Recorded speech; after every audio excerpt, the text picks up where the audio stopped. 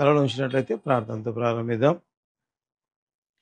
ప్రభగల తండ్రి, కృపగలిగిన ప్రభు, జీవంగలిగిన నా జీవాధిపతి, నీ బంగారు పాదాలకి వందనాలు స్తోత్రాలు చెల్లించుకుంటున్నాం ప్రభా.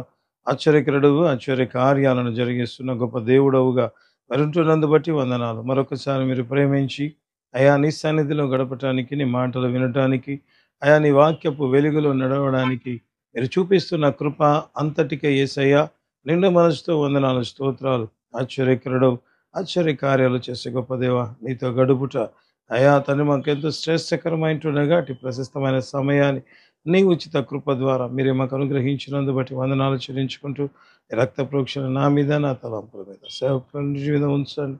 వినగల చెవి, గ్రహించగల మనస్సు ప్రతి బిడ్డకు అనుగ్రహించు. ఇదే వాక్యం ద్వారా బిడ్డలతో నేరుగా స్పష్టంగా మాట్లాడి నీ మహిమ కలిగిన కార్యాలు జరిగించు తండ్రి. మహిమ ఘనత ప్రభావాలు మీరు మాత్రమే పొందుమని ప్రార్థించు. మొన్న సమరతోడే నడిపించు. యేసయ్య అద్వితీయ నామమున అడిగి ప్రార్థిస్తున్నాము తండ్రి. ఆమేన్, ఆమేన్, ఆమేన్. హల్లెలూయా. నిజంగా ప్రేమైన వాళ్ళరా, దేవుని మాటలు ఏ రీతిగా ఉంటాయి అంటే బైబిల్లో రాయబడి ఉంటుంది, తేనె కంటేను జుంటు తేనె ధారల కంటేను అతి మధురంగా ఉంటుంది అంట దేవుని మాట. హల్లెలూయా. ఎందుకు ఈ మాట చెప్తున్నానంటే దేవుడు ఎప్పుడు కూడా, దేవుని మాటలు ఎప్పుడు కూడా బైబిల్ గ్రంథం అంతా మనం చూసినా, దేవుడు మాట్లాడిన సందర్భాలు చూసినా, దేవుడు ఎప్పుడు కూడా మనల్ని బలపరుస్తూ ఎల్లప్పుడూ మన వైపే చూస్తూ, లేకపోతే మన జీవితాల గురించి ఆలోచిస్తూ ఉండే దేవుడుగా ఉంటాడు. ఎట్లా చెప్తారు అంటే బైబిల్లోనే రాయబడి ఉంటుంది, మీ చింత యావత్తు ఆయన మీద వేయి, ఆయన మీ గురించి చింతించుచున్నాడు కనుక. అంటే దేవుడు ఏం ఆలోచిస్తున్నాడంట, ఎప్పుడు కూడా మన గురించి ఆలోచిస్తూ ఉన్నాడంట. హల్లెలూయా. అటు దేవుని కలిగి ఉన్న మనము ధన్యులం ప్రేమైన వారు. మరి ఈ దినం కూడా దేవుడు అటు సందేశం చేత సిద్ధముగా ఉంటుండగా, ఆయన మనస్సులో ఉన్న మాట మనకు బయలుపరచాలని ప్రభు ఆశపడుతుండగా, ప్రభు మాటలు కొద్దిసేపు మనం వాక్యంలో ఉన్న వాక్యాన్ని ధ్యానించడం ప్రారంభిద్దాం. ఈరోజు వాక్య భాగాన్ని మనం చూసుకుందాం. లూకా సువార్త 18వ అధ్యాయము 1వ వచనాన్ని చదువుకుందాం. లూకా సువార్త 18వ అధ్యాయము 1వ వచనం. వారు విసుకక నిత్యము ప్రార్థన చేయుచుండవలెననుటకు ఆయన వారితో ఈ ఉపమానము చెప్పెను. ఇక్కడ చూస్తే దేవుడు ఒక మాట, తన మనస్సులో ఉన్న ఒక మాట ఏంటి అంటే, వారు విసుకక నిత్యము ప్రార్థన చేసేవారిగా ఉండాలి అన్న ఉద్దేశంతో మరి దేవుడు మనల్ని ఎంకరేజ్ చేస్తూ, ఇక్కడ రాయబడిన మాట అదే కదా, వారు విసుకక నిత్యము ప్రార్థన చేయుచుండ వలననుటకు ఆయన ఉపమానం చెప్పాడంట. అంటే విసుకక ఎప్పుడు ప్రార్థన చేసేవారిగా ఉండాలని ప్రభు ఆశపడుతున్నాడు ప్రేమైన వాళ్ళు. ఎందుకంటే అనేక సార్లు మన జీవితాలలో మనం ఏ రీతిగా ఉంటామంటే, ఈ అంశం కోసం ఇన్ని రోజులు ప్రార్థన చేశాము కాబట్టి ఆ తర్వాత మనం ఏం చేస్తామంటే, ఇక ఇది నెరవేరలేదులేండి అన్నట్లుగా ఆ ప్రార్థన అంశాన్ని మనం పక్కన పెట్టేవారిగా ఉండడం ప్రారంభిస్తాం ప్రేమైన వాళ్ళు. దేవుని మాట ఏ రీతిగా ఉంటుంది అంటే, దేవుడు ప్రతిదీ కూడా ప్రేమైన వాళ్ళరా, అంటే దేవుడు చెప్పిన ప్రతి మాటలో కూడా శ్రేష్టకరమైన ఆశీర్వాదాలు ఉంటాయి. అనేక సార్లు అవి మనకు తెలియక వదిలేస్తూ ఉంటాం. కానీ దేవుడు అందుకే ప్రేమైన వాళ్ళరా, బైబిల్లో ప్రతి మాట కూడా చాలా చాలా నిజముగా ఏ రీతిగా ఉంటుంది అంటే శ్రేష్టకరమైనదిగా ఉండడం ప్రారంభిస్తూ ఉంటుంది. హల్లెలూయా. మరి దేవుడు ఇక్కడ చెప్తున్నాడు తన బిడ్డలు ఏ రీతిగా ఉండాలంట, విసుకక నిత్యము ప్రార్థన చేసే వ్యక్తులుగా ఉండాలని ప్రభు ఆశపడుతున్నాడు.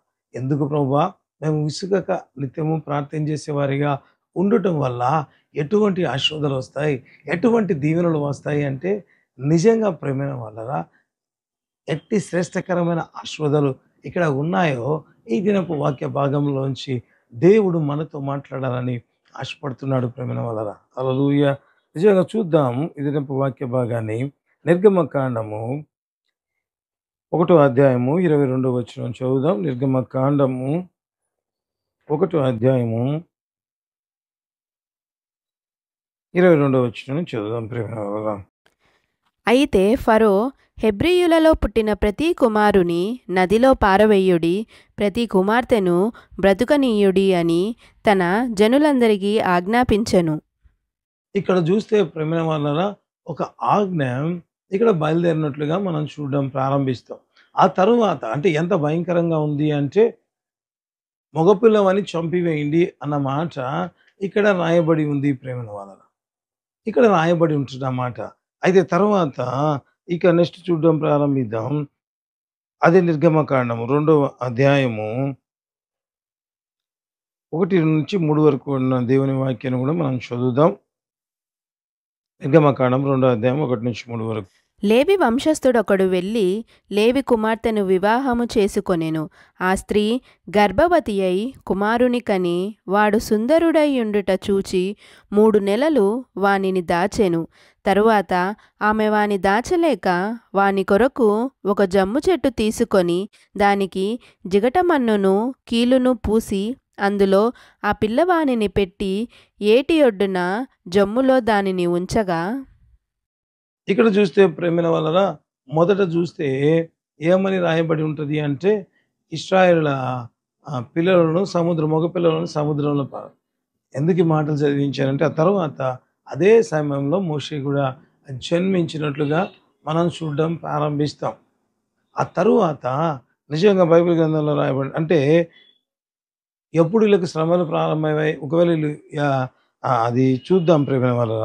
ఎందుకు ఈ మాటలు చదివించానో ఇంకా మీకు కొద్దిసేపు ఉంటే తర్వాత వాక్యంలోంచి నేను చూపించడం ప్రారంభిస్తాను. అదే నిర్గమకాండము 3వ అధ్యాయము 7-9 వరకు ఉంటున్న దేవుని వాక్యాన్ని చూద్దాం. నిర్గమకాండం 3వ అధ్యాయము 7-9 వరకు. మరియు యెహోవా ఇట్లనెను, నేను ఐగుప్తులోనున్న నా ప్రజల బాధను నిశ్చయముగా చూచితిని.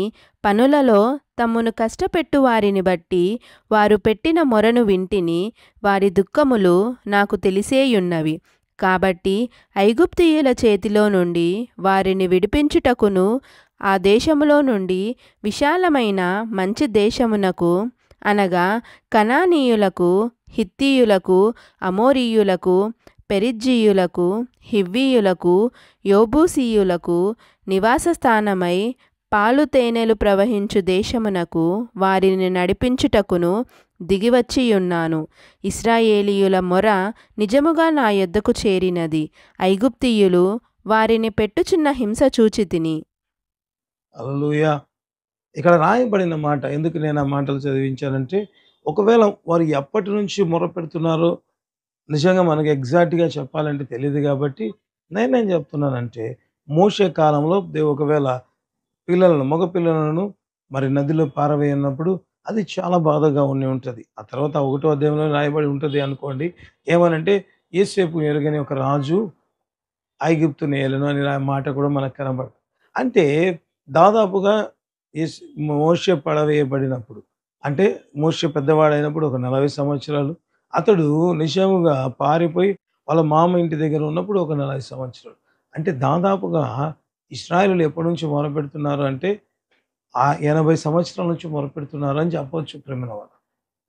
80 సంవత్సరాల నుంచి. అంటే నిజంగా నాకు అనిపిస్తుంది విసుగక నిత్యము ప్రార్థన చేస్తే నిజంగా ఎటువంటి ప్రార్థన చేశారు. ఎవరైనా ఇన్ని దినాలు ప్రార్థన చేయాలి అంటే హైలీ ఇంపాసిబుల్ అని చెప్పవచ్చు ప్రేమిన వాళ్ళు. ఎందుకంటే ఇంతసేపు ప్రార్థన చేయాలంటే చాలా కష్టంగా ఉంటుంది ఈ సంవత్సరం.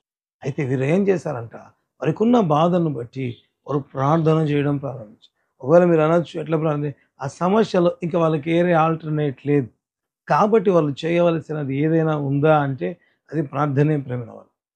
అందుకే కాబట్టి వాళ్ళు ఏం చేశారు నిజంగా ప్రార్థన చేయడం ప్రారంభించారు. అంటే ఇన్ని లాంగ్ ఇయర్స్ నిజంగా వాళ్ళు ప్రార్థన చేస్తుండగా దేవుడు అన్నాడు నిశ్చయముగా వారి ప్రార్థన నా యొద్దకు చేరి ఉన్నది. కాబట్టి దేవుడు ఏం జ్ఞాపకం చేసుకున్నాడు అంటే నిజంగా నాకు అనిపిస్తుంది పాలు తేనెలు ప్రవహించే దేశములకు నేను వారిని తీసుకువెళ్తాను అనే మాట దేవుడు అక్కడ చెప్పినట్లుగా మనం చూడడం ప్రారంభిస్తాం.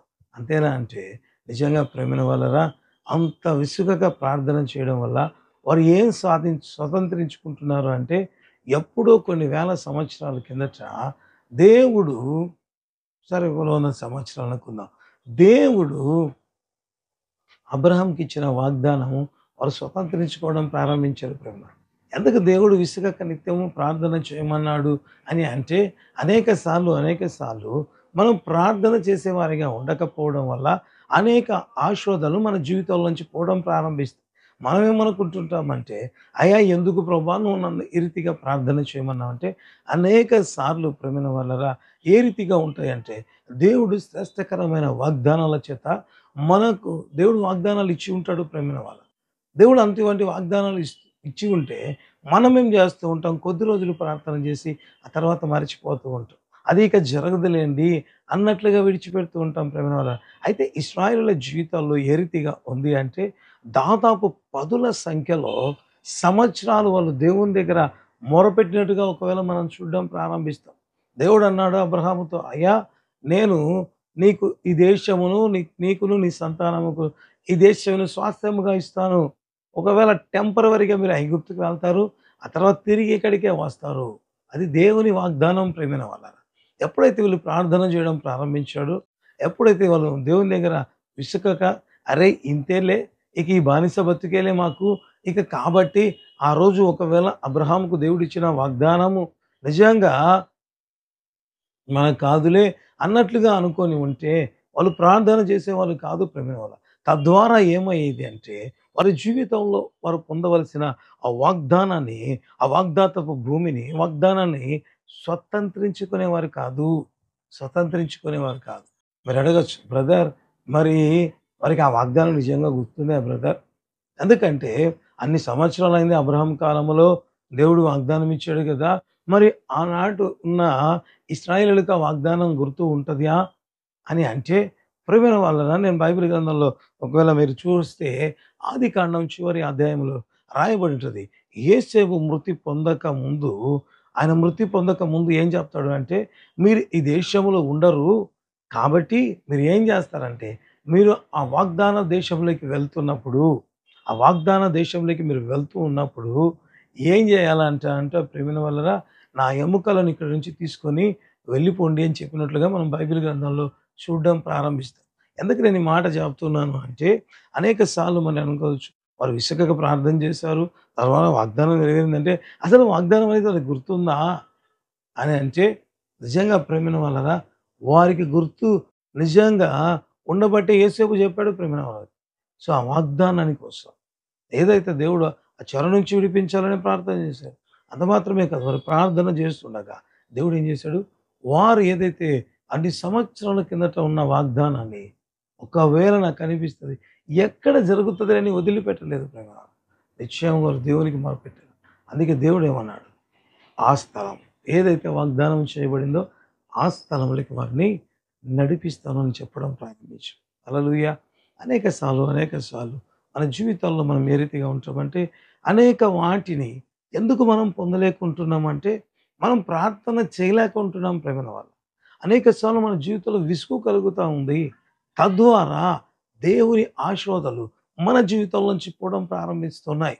కాబట్టి దేవుడు చెప్తున్న మాట, ఎప్పుడు కూడా మనము విసుక్కునే వారిగా ఉండకూడదు ప్రేమైన వాళ్ళ. నిజంగా అదే లూకా రాసిన సువార్త 18వ అధ్యాయం ఒకవేళ కిందికి చదివితే అక్కడ ఒక విధవరాలు ఒక న్యాయాధిపతి దగ్గరికి వెళ్ళినట్టుగా మనం చూడడం ప్రారంభిస్తాం. ఆ ఉపమానం ఎటు చూసినా కూడా ఆ న్యాయాధిపతిని ఆ విధవరాలు ఏమాత్రం కూడా ఇన్ఫ్లుయెన్స్ చేయగలదా అంటే చేయలేదు ప్రేమ. దేవుడు ఎప్పుడు మాట్లాడినా బహు స్పష్టంగా తేటగా మాట్లాడుతూ ఉంటాడు ప్రేమైన వాళ్ళు. ఎందుకు నేను ఈ మాట చెప్పానంటే, విధవరాలు కనీసం ఆమెకు భర్త కూడా లేడు ప్రేమైన వాళ్ళు. సాధారణంగా ఎక్కడ చూసినా చాలామంది చాలా నిరాశగా మాట్లాడుతుంటారు. అయ్యా నాకు భర్త లేడు కాబట్టి నన్ను ఈ స్థితిలో చూస్తున్నాను. నేను విధవరాలను నాకు ఎవరు లేరని కదా అనే మాట మనం తరచుగా వింటూ ఉంటాం ప్రేమలో. ఇక్కడ అంతటి దీన స్థితిలో ఉన్న ఆమె ఎప్పుడైతే మాటి మాటికి అడుగుట వల్ల ఏం పొందుకుంది? తన ఆశీర్వాదం తను పొందుకుంది. అందుకే దేవుడు చెప్తున్న మాట, మీరు విసుక్కోవద్దు. ఈ సమస్య నా జీవితంలో నుంచి వెళ్ళదులే. కాబట్టి ఇక నేను ప్రార్థన చేయవలసిన అవసరం లేదులే. ఇక్కడ చూస్తే కొన్ని పదుల సంఖ్యలో నిజంగా సంవత్సరాలు దేవుని దగ్గర ప్రార్థన చేయడం ప్రారంభించారు. హల్లెలూయా. దాని పర్యవసానము పాలు తేనెలు ప్రవహించు దేశం. హల్లెలూయా. దేవుడు అంటాడు, బైబిల్ గ్రంథంలో రాయబడ్డది. అది ఎటువంటివి ఉంటది అంటే వాగ్దాన దేశం అంటే ఆకాశ జలధారలను తాగుతది అంటారు. హల్లెలూయా. అంటే ఎంత శ్రేష్టమైనది.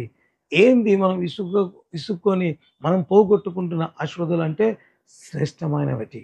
అందుకే నేను వాక్యపు ప్రారంభంలోనే చెప్పాను. దేవుడు ఎప్పుడు కూడా మన గురించి మాత్రమే చింతిస్తూ ఉంటాడంట.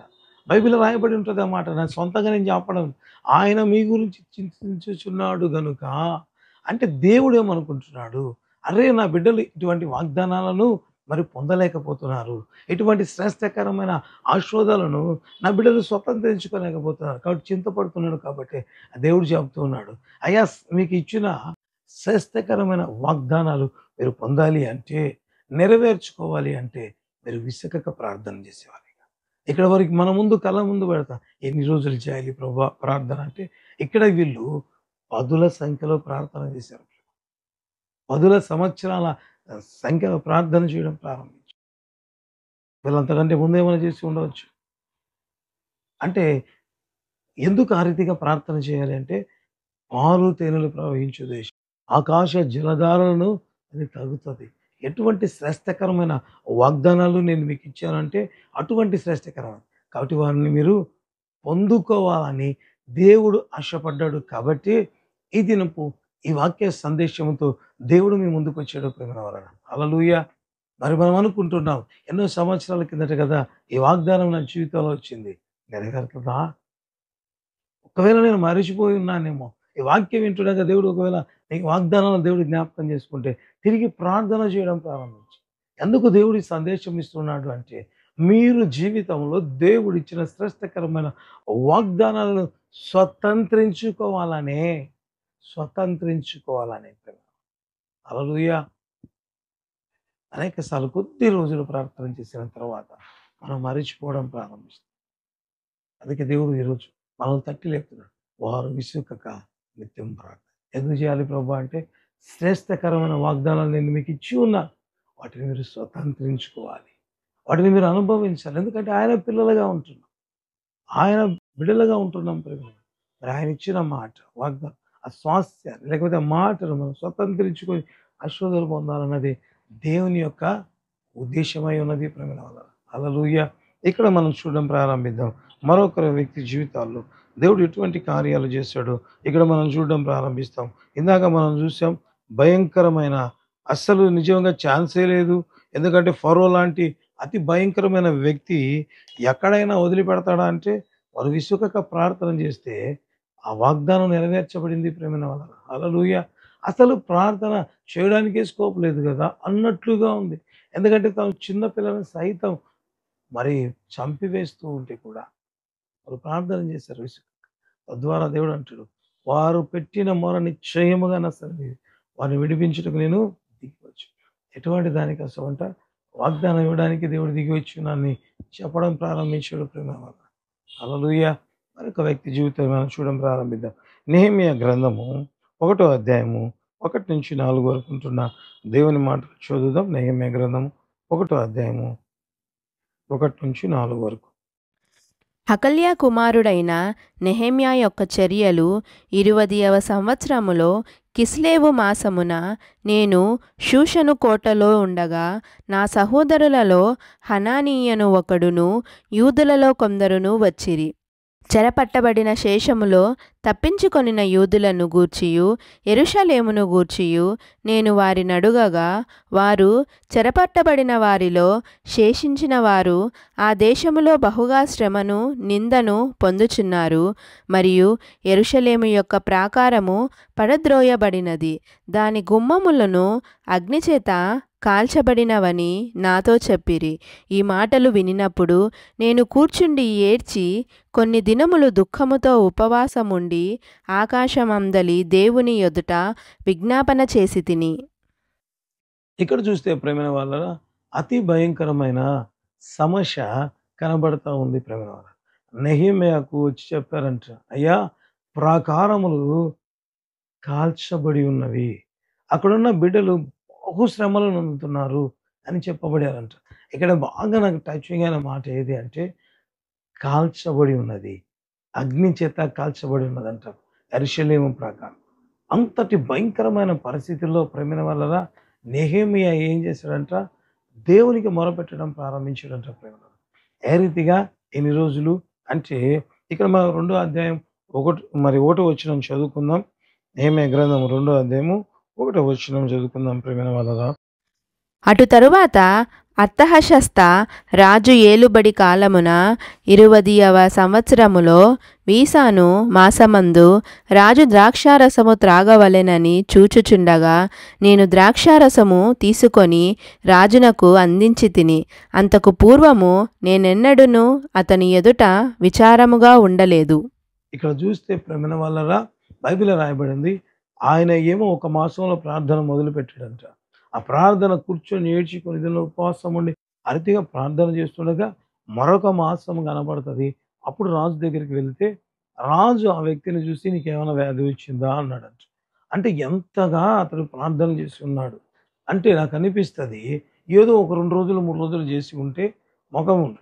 ఒకవేళ నాకు అనిపిస్తుంది, మీరు అడగవచ్చు, బ్రదర్ ఒకవేళ 15 రోజులు ఫాస్టింగ్ చేసాడేమో ఆ తర్వాత మానివేసి ఉంటాడేమో అంటే, నిజంగా 15 రోజులు ఫాస్టింగ్ ఉండి రాజు దగ్గర రాజు ద్రాక్షారసము గిన్నెను అందించేవారు కాబట్టి తిరిగి వాళ్ళు తీసుకునే ఫుడ్ బట్టి తిరిగి వాళ్ళ ముఖం గ్లో అవుతుంది. ప్రేమ బైబిల్లో రాయబడిన మాట ఒకవేళ మీకు చెబితే దానికేంద్ర గ్రంథంలో రాయబడి ఉంటుంది కదా, 10 రోజులు మమ్మల్ని పరిశీలించవు అంటే 10 డేస్కే ముఖములో మార్పు కనపడుతుంది అని దానియేలు గ్రంథంలో 10 రోజులు మాకు శాకాహార ధాన్యం ఇచ్చి చూడండి, అప్పుడు మేము రాజు భుజించు ఆహారం తినే బిడ్డలతో పాటు మా ముఖం, లేకపోతే మీరు మానేయండి శాకాహారం తింటున్నాం కాబట్టి అని చెప్పారు. మరి ఒకవేళ ఫాస్టింగ్ కాబట్టి అక్కడ శాకాహార ధాన్యం అనేది ఫాస్టింగ్ కాబట్టి ఒకవేళ టైం పడుతుంది అంటే, ఒకవేళ నాకు అనిపిస్తుంది వారు తీసుకునే ఆహారం శ్రేష్టకరమైనది కాబట్టి త్వరగా రికవర్ అయ్యే ఛాన్స్ అంటే నాకు అనిపిస్తుంది.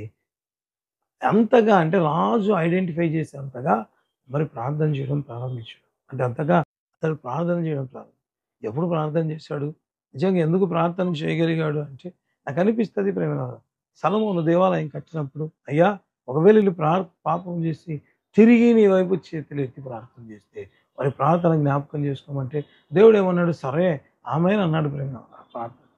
ఇప్పుడు యెరూషలేము ప్రాకారము కల్చబడి ఉన్నది అన్న మాట విన్నప్పుడు, యెరూషలేములోనే కదా దేవుని ఆలయం ఉండేది, మరి యెరూషలేము ప్రాకారాలు కాల్చబడి ఉంటే ఆటోమేటిక్గా దేవాలయం పరిస్థితి ఏమైంటుంది? బైబిల్ గ్రంథంలో మనం చూడవచ్చు, ఆ శిథిలావస్థలో ఉంది ప్రేమ, పడిపోయి అంత ఏమాత్రం ఏమీ లేదు. అంటే ఎందుకు నేను ఈ మాటలు చెప్తున్నానంటే, విసుకక ప్రార్థన చేయమంటున్నావు, అసలు అక్కడ ఏమైనా ఉందా? అక్కడ ఏమైనా ఉందా?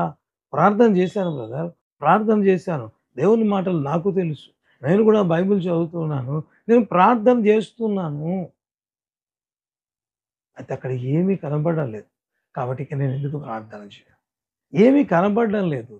అప్పుడు ప్రార్థనా పెసలు ఈ వాక్యం చెప్పే వాళ్ళకి ఏ రీతిగా ఉంటుంది అంటే, ఆ వాక్యాన్ని తీసుకొని చెప్తూ ఉంటారు, వినే వాళ్ళకు మేము లోకుగా కనపడుతుంటామేమో అన్న తలంపులు మరి కలుగుతూ ఉంటాయి ప్రేమైన వాళ్ళు. అక్కడ ఏమైనా ఉంటే కదా నేను విసుకగా నిత్యం ప్రార్థన చేయవలసింది.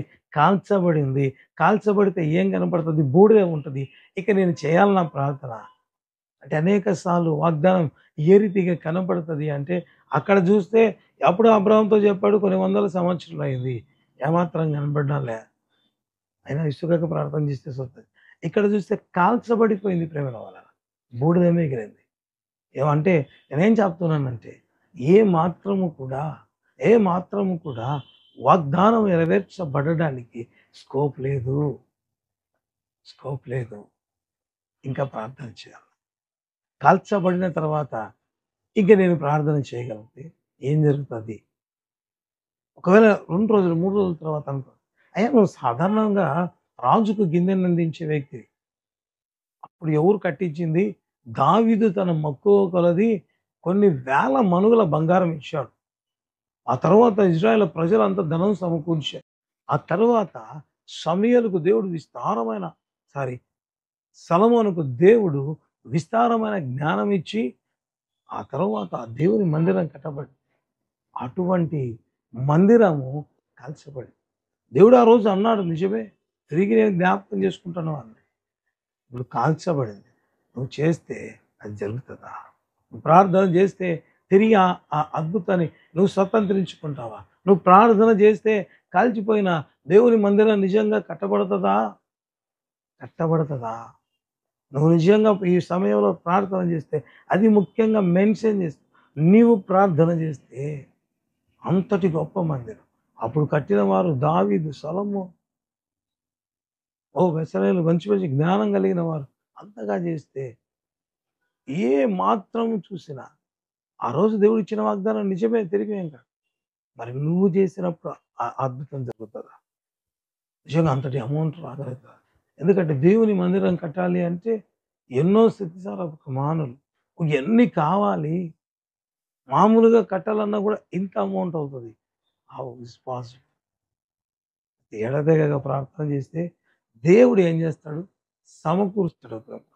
అంటే కాల్చబడిన సైతం తిరిగి పొందుకోవడం ప్రారంభించారు. హల్లెలూయా! ఏం చెప్తున్నాడు దేవుడు? మీ కళ్ళ ముందు నీ వాగ్దానం అస్సలు కాల్చబడిపోయింది, కనబడటమే లేదు. అయినా కూడా నువ్వు ప్రార్థన చేస్తే ఆ వాగ్దానం నెరవేర్చడానికి దేవుడు సిద్ధంగా ఉన్నాడంట ప్రేమైన వాళ్ళ. హల్లెలూయా! అది దేవుడు చెప్తున్న మాట. అందుకు దేవుడు చెప్తున్న మాట, మీరు విసుగక నిత్యము ప్రార్థన చేయండి. మీరు విసిగిపోయారు ప్రార్థన చేసి. ఇక జరగదులే అని అప్రార్థన అంశాన్ని తీసి పక్కన పెట్టి ఉన్నారా? దేవుడు మీతో మాట్లాడుతున్నాడు. కాదు, కాల్చబడిన దాన్ని సహితం విసుగక ప్రార్థన చేస్తే అసలు ఏమీ లేదు. అయినా కూడా దేవుడు ఏం చేశాడు? వాగ్దానం నెరవేర్చి నెహెమ్యా దేవుని మందిరం కట్టేటట్టుగా చేయడం ప్రారంభించాడు. హల్లెలూయా! ఎవరు మన దేవుడు అంటే? మనం విసుగక ప్రార్థన చేయాలని ఎందుకు అన్నాడు అంటే దేవుడు, మీరు ఇచ్చిన వాగ్దానాలు మీరు మరచిపోయి సాధారణది కాదు. మీరు ప్రార్థన చేస్తే గొప్ప ఆశీర్వాదాలు మీ జీవితంలోకి తిరిగి రావాలని ఆశ కలిగి దేవుడి మాటలు చెప్తున్నాడు. చివరిగా ఒక వాక్య భాగాన్ని చూపించి నేను ఈ వాక్య పరిచయను ముగించాలని ఆశపడుతున్నాను. ప్రేమ వల్ల యోహాను సువార్త 20వ అధ్యాయం 19వ వచనం చదువుకుందాం. ఆదివారము సాయంకాలమున శిష్యులు యూదులకు భయపడి తాము కూడియున్న ఇంటి తలుపులు మూసికొనియుండగా యేసు వచ్చి మధ్యను నిలిచి, మీకు సమాధానము కలుగునుగాక అని వారితో చెప్పెను. ఇక్కడ చూస్తే శిష్యులకు బాగా భయపడిపోయారు. ఎందుకు భయపడ్డారు? యేసు ప్రభువుని సిలువ వేశారు, అతి కిరాతకంగా చంపడం ప్రారంభించారు.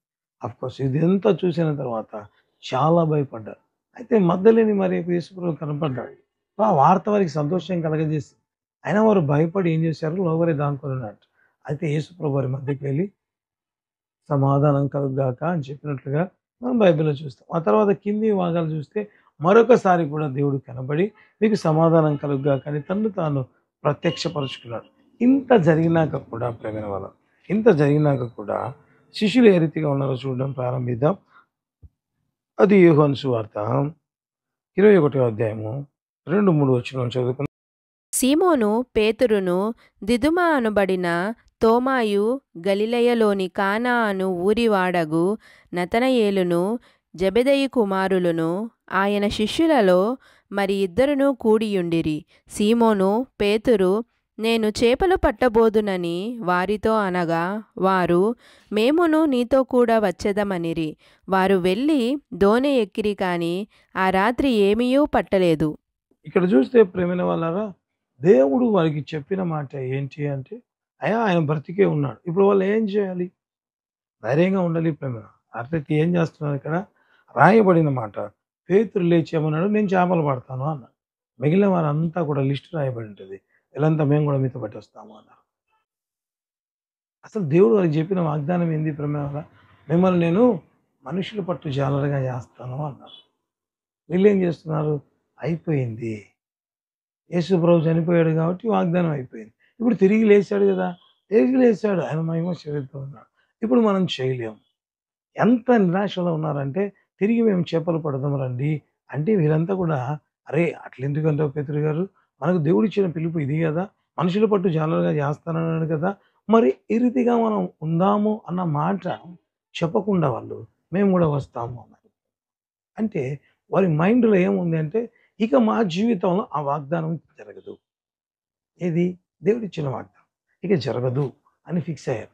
ఎంతగా ఫిక్స్ అయ్యారంటే, అదే యోహాను సువార్త 21వ అధ్యాయం 7వ వచనం చదువుకుందాం. ప్రేమైన వాళ్ళరా, కాబట్టి యేసు ప్రేమించిన శిష్యుడు, ఆయన ప్రభువు సుమి అని పేతురుతో చెప్పెను. ఆయన ప్రభువని సీమోను పేతురు విని వస్త్రహీనుడై ఉన్నందున పైబట్ట వేసి సముద్రములో దుమికెను.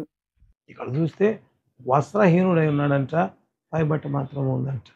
అంటే పేతురు ఎట్లా మారిపోయాడు అంటే, ఎంత ఫిక్స్ అయ్యాడు అంటే, ఇక వాగ్దానం నా జీవితంలో నెరవేరలేదు అంటే అని ఎట్లా ఫిక్స్ అయ్యాడు అంటే, వస్త్రహీనుడై ఉన్నాడంట ప్రేమ. అంటే కంప్లీట్‌గా ఎందుకు నేను ఆ వాక్య భాగాన్ని చదివించాను అంటే, కంప్లీట్‌గా ఏమాత్రం కూడా శిష్యుల జీవితాల్లో నిరీక్షణ లేదు. మరి ముఖ్యంగా పేతురుకు అసలు ఆ థాటే లేదు ప్రేమిన వల్ల. ఎందుకంటే వస్త్రహీనుడై ఉన్నాడు. ఏదో చేపలకు పట్టడానికి వెళ్తాను అంటే, ఒకవేళ అప్పుడు యేసుప్రభు చెప్పాడు గాలం వేసి పడతానని కాదు. వస్త్రహీనుడై ఉన్నాడంట. పైబట్ట మాత్రం పైనేసుకొని ఉన్నాడంట. అంటే కంప్లీట్‌గా ఫిక్స్ అయిపోయాడు. ఏమని? తిరిగి మేము చేపలు పట్టాల్సిందే. ఈ వాగ్దానం నా జీవితంలో నెరవేరదు. మా జీవితంలో నెరవేరదు. ఎందుకంటే యేసుప్రభు లేడు గదా! కనబడ్డాడు గదా! ఆయన మా ఎవరితో కనబడ్డాడు. ఇప్పుడు మాతో లేడు. దేవుడిచ్చిన వాగ్దానం మా జీవితంలో నెరవేరదు అని ఫిక్స్ అయిపోయాడు కదా! ఎవరు? సాక్షాత్తు అపోస్తలుడే. అందుకే దేవుడు ఏం చేశాడు ప్రేమ? వాళ్ళని పిలిచి దేవుడు ఒక మాట చెప్పాడు. ఏం మాట చెప్పాడో చూద్దాం.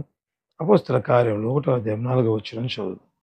ఆయన వారిని కలిసికొని ఈలాగు ఆజ్ఞాపించెను, మీరు యెరూషలేము నుండి వెళ్ళక నా వలన వినిన తండ్రి యొక్క వాగ్దానము కొరకు కనిపెట్టుడి.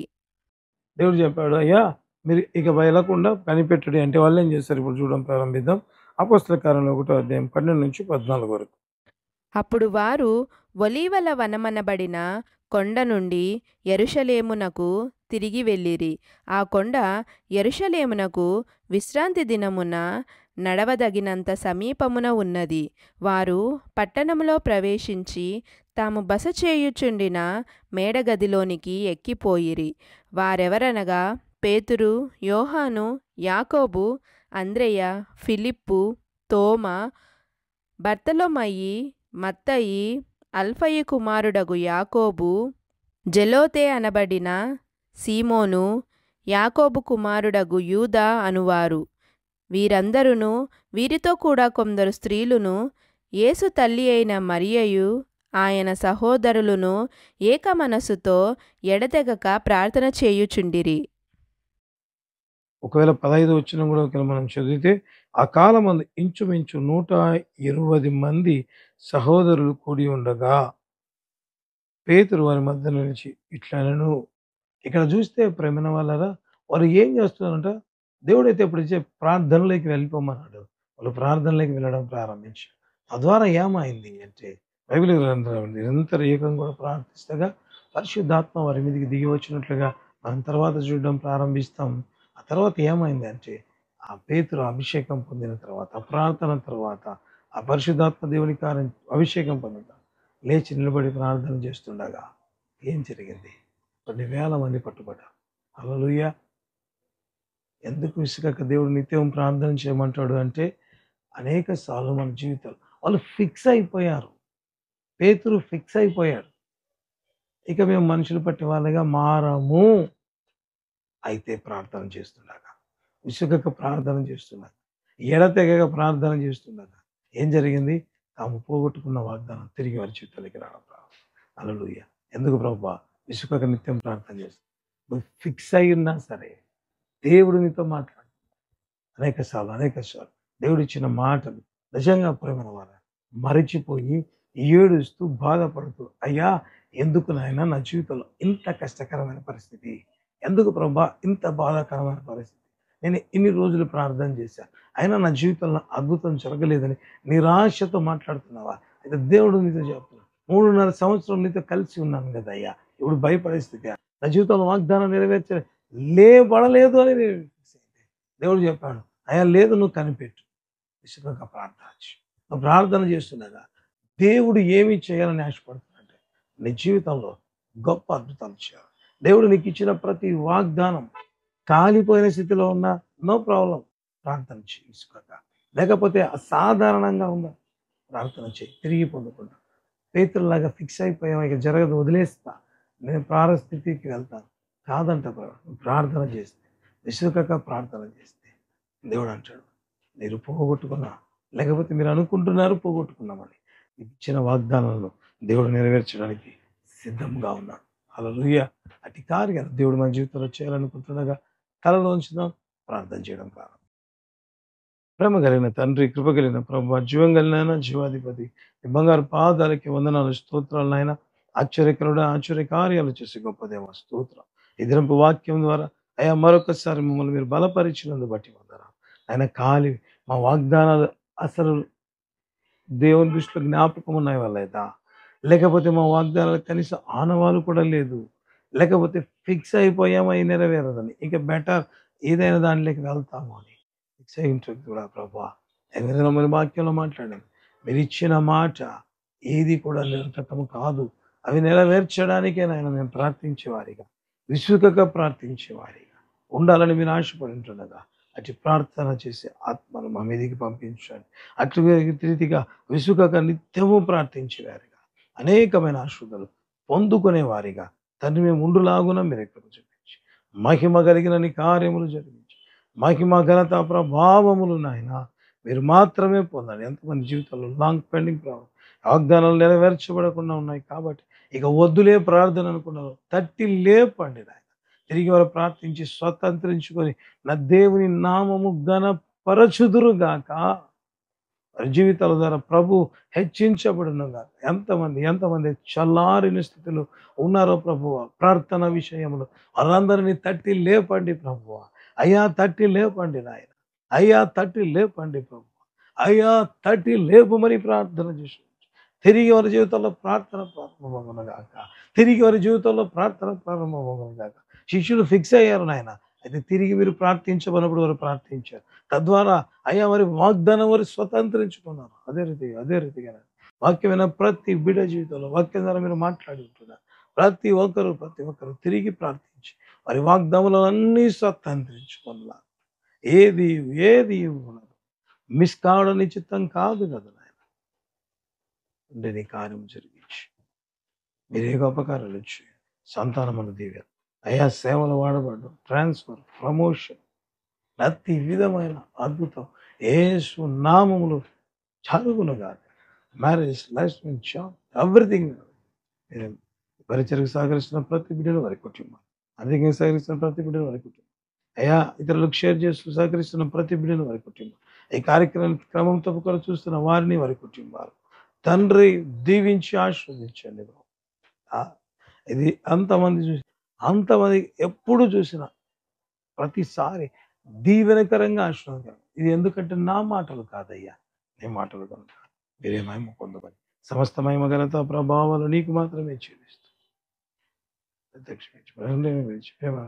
సమస్త మహిమ నీకు చెల్లిస్తూ యేసు నామం అందు అడుగుతున్నాము తండ్రి, ఆమేన్. హల్లెలూయా.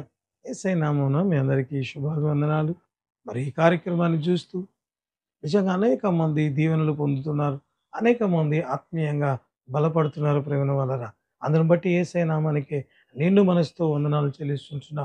ఇది మా శక్తిని బట్టి మా బలమును బట్టి కాదు, కానీ కేవలం ఆయన కృపను బట్టి జరుగుతున్న పరిచర్య ఉంటుండగా మరి ఈ వాక్యాన్ని మరి మీతో దేవుడు వాక్యం ద్వారా మాట్లాడి ఉంటే అనేకులకు షేర్ చేద్దాం. తద్వారా దేవుని మాటలు అనేకులకు పంచిపెడదాం. అనేక మంది రక్షణ మార్గంలోకి ఆత్మీయంగా బలపరిచే దేవుని ఉన్నతమైన కృపలోకి వచ్చులాగున మరి ఈ కార్యక్రమానికి మీరు అందరూ సహకరించవలసిందిగా, అనేకులు ఈ వాక్యాన్ని షేర్ చేయవలసిందిగా ప్రభు పేరిట కోరుతున్నాం. దేవుడు మిమ్మల్ని అందరినీ దీవించు గాక. హల్లెలూయా.